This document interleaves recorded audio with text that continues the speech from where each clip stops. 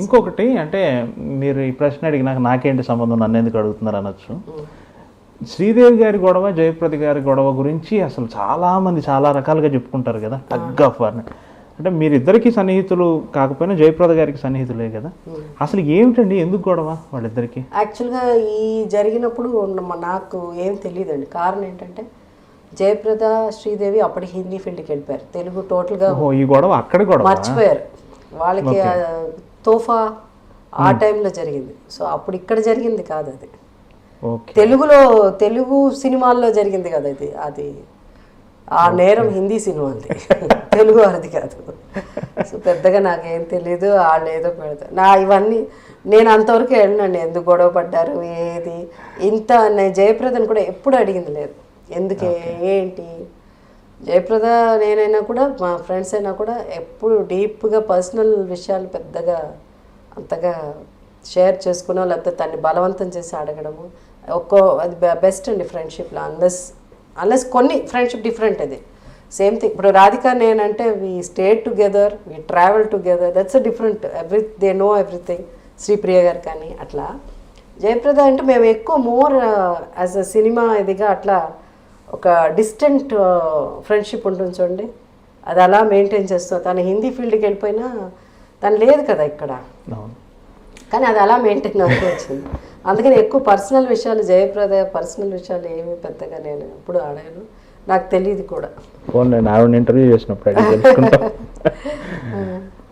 ఇంతమంది హీరోలతో పనిచేశారు కదా, శోభన్ బాబు గారు, ఇంతమంది ఎక్కువ సాన్నిహిత్యం, ఎక్కువ ఫ్రెండ్షిప్ మీకు శోభన్ బాబు గారితో ఉందనుకుంటా కదా? శోభన్ బాబు గారు అండ్ చంద్రమోహన్ మా యాడ్లోనే మీరు ఇద్దరు కలిసి నటించారు కదా. ఎక్కువ సరదా పడేది చంద్రమోహన్ గారితో యాక్ట్ చేసేటప్పుడు. చాలా సరదాగా ఉండేది, ఎందుకంటే తను ఒక హీరోలా బిహేవ్ చేసేవాడు కదా ఆయన. సో అందుకని ఎక్కువ పిక్చర్లు కూడా నా హీరోయిన్ ఓరియంటెడ్ ఫిల్మ్స్ అంతా ఎక్కువ చంద్రమోహన్ గారితో చేశాను. So that way I was very very comfortable. సాధక బాధకాలు పంచుకునే అంత అదే ఇంతకుముందు కూడా చాలా ఇంటర్వ్యూస్లో చెప్పాను. శోభన్ బాబు గారు అందరి కథలు వింటారు ఆయన. అసలు ఎవరికి ఏ ప్రాబ్లం ఉన్నా ఆయన దగ్గర వెళ్ళి చెప్పుకోవడం. అంటే వినటమేనా ఏమైనా సలహా చెప్పి తీర్చే? అందుకనే ఆయన చెప్తాను. ఓకే, సలహాలు ఇస్తాడు కాబట్టి చెప్పడం. ఓకే, దాన్ని తీసుకుని సక్సెస్ఫుల్గా విని ఆయన చెప్పే మాటలు వింటే సక్సెస్ఫుల్ అవుతాం, వినకపోతే కష్టాలు పడతాం. ఈ ఆస్తుల కొనుగోలు వీటి అవన్నీ కూడా చెప్తారయ్యా, అడ్వైస్ అందరూ చెప్పేవారు. చెప్తే ఏంటి ఇట్లా చెప్తున్నారు, అక్కడెక్కడో పందులు బురదలో దొల్లి అలాంటి ప్లేస్ చెప్పేవాడు ఆయన. అక్కడ అన్నానగర్ దగ్గర దాటిన తర్వాత అక్కడ వెళ్ళారు. అక్కడ తీసుకుంటే నువ్వు చూడు, నీకు ఎప్పుడన్నా మనకేంటంటే రేపే డబ్బులు వచ్చేసారు. ఓకే, ఇప్పుడు 100 రూపాయలు పెట్టామంటే రేపే రావాలి. అలా ఉంటే మనకి ఏదన్నా ఆయన ఎప్పుడో పైగా వెళ్ళి అటు చూస్తూ ఉంటే ఈ గార్బేజ్ అంతా తీసుకొచ్చి వేసేసి డంప్ యార్డ్ లాగా, గార్బేజ్ డంప్ యార్డ్స్ అవి, దాని పందులు తర్వాత అది స్మోక్ కాల్చి ఏదో భయంకరంగా ఉండేది ఆ ఏరియా. అలాంటి ఏరియా చెప్పారు దాని పక్కన. అది అంటే ఎట్లా అసలేను ఈరోజు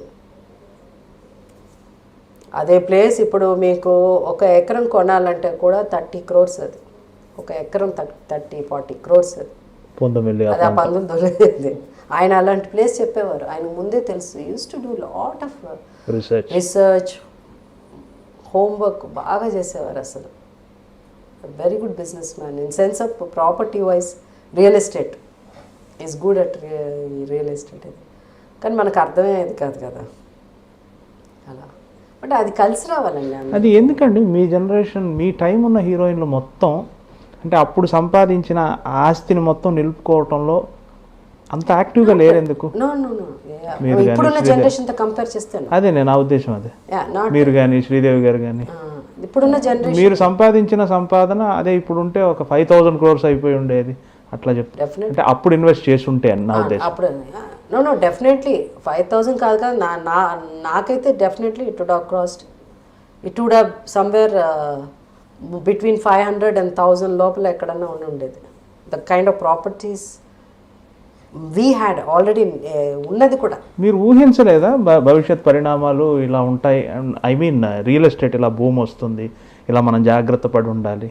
జాగ్రత్త పడి ఉండాలంటే ముందు సినిమా తీయకూడదు, ఓకే. ఆ జాగ్రత్తలు తీసుకోవాలి. ఇవన్నీ పోయింది అక్కడే కదా. మోస్ట్ ఆఫ్ ది మూవీస్ చాలండి. ఒక if you can't pay 1 crore, if you have 2 crores profit అయిపోతుంది కదా. ఓకే. అంటే 1 crore మనం పే చేయాలి అనుకోండి, దానికి ఇంట్రెస్ట్ అయిపోతుంది. అది 2 crores టచ్ అయిపోతుంది. నీ ఇల్లేమో 2.5 crores, ఇంకా అమ్మేస్తే ఏమొస్తుంది? 50 లక్షలు. So you end up like that. అట్లా ఆ 50 lakhs మళ్ళీ తీసుకెళ్ళి తెలివితేటలతో ఎక్కడన్నా శోభన్ బాబు గారు చెప్పారే అలాంటి చోట్ల ఇన్వెస్ట్ చేస్తే ఆ 50 పర్వాలేదు, ఆ 50 కూడా ఖర్చు పెట్టేస్తాం ఈ లోపల, అయిపోతుంది. For more videos, please subscribe to iDream. Hi, this is Sai Kripa, strength coach. For more videos, please subscribe to iDream. And more videos, please subscribe to iDream Media. Hi, I'm Sirisha Reddy, fashion designer. Please subscribe to iDream Media. For more videos, please subscribe iDream Media. Please do subscribe to iDream. Hello అందరికీ నమస్కారం, నేను మీ getup Srinu. Please subscribe to iDream Media. iDream అంటే నా కళల ఛానల్ను subscribe చేసుకున్న నోరు తిరుగుతలేదు, మీరైతే గంట గుర్తు కొట్టండి.